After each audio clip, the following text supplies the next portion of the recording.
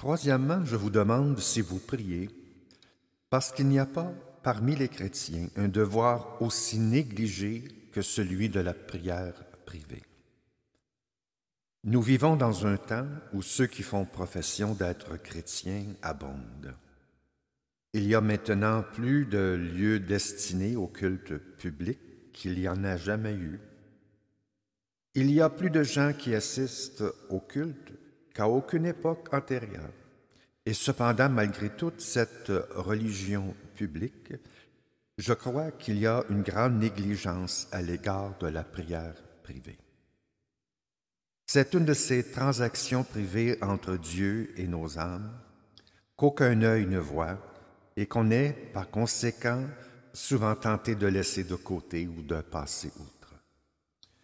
Je crois qu'il y en a des milliers qui n'ont jamais dit un mot de prière. Ils mangent, boivent et dorment. Ils se lèvent, vont à leurs affaires et retournent dans leur demeure. Ils respirent l'air de Dieu, contemplent le soleil de Dieu, marchent sur la terre de Dieu et jouissent des miséricordes de Dieu. Ils ont des corps qui doivent mourir et ils ont devant eux le jugement et l'éternité. Mais ils ne parlent jamais à Dieu. Ils vivent comme des animaux qui périssent. Ils se conduisent comme des créatures sans âme. Ils n'ont pas un mot à dire à celui qui tient dans ses mains leur vie, leur respiration et tout leur être. Ils n'ont pas un mot à dire à celui duquel ils doivent entendre un jour sortir leur sentence éternelle. Que c'est une chose terrible. Cependant, si les secrets des cœurs de chacun étaient dévoilés, nous en verrions d'abondants exemples. Je crois qu'il y a des milliers d'êtres dont les prières ne sont qu'une pure forme, une série de mots répétés par routine sans penser à leur sens réel.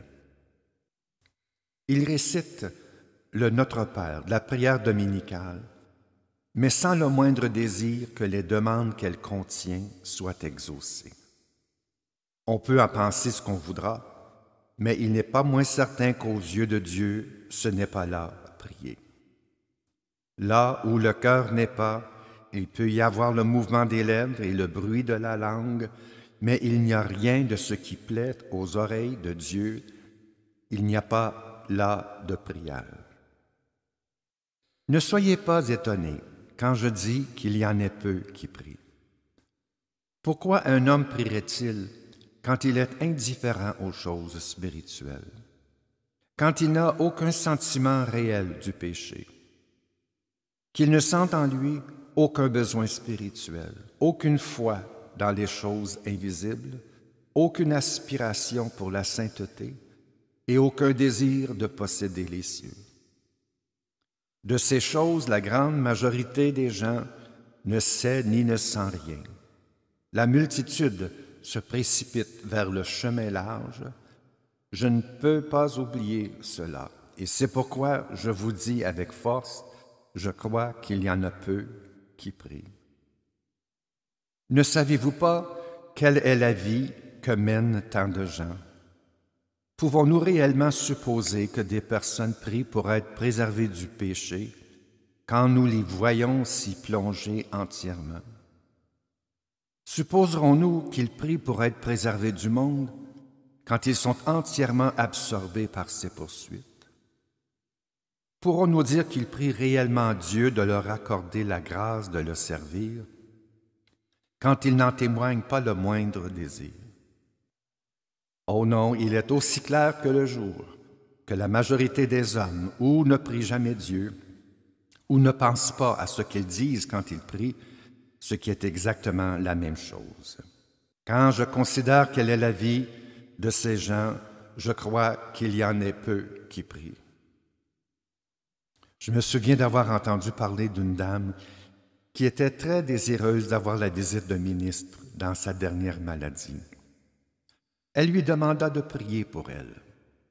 Le ministre lui demanda ce qu'il devait mentionner dans sa prière, mais elle ne sut quoi répondre. Elle était entièrement incapable de désigner une chose quelconque qu'elle souhaitait qu'il demandât à Dieu pour son âme. Tout ce dont elle paraissait sentir le besoin, c'était d'une prière faite par un ministre. Les lits de mort révèlent bien des secrets. Je ne peux oublier ce que j'ai vu parmi les gens malades et les mourants, et tout cela me porte à croire qu'il y en a peu qui prient. Je ne vois pas ce qui se passe dans vos cœurs. Je ne sais rien de votre histoire particulière quant aux choses spirituelles, mais d'après ce que je lis dans la Bible et ce que je vois dans le monde, je ne peux pas vous adresser une question plus nécessaire que celle-ci. Priez-vous.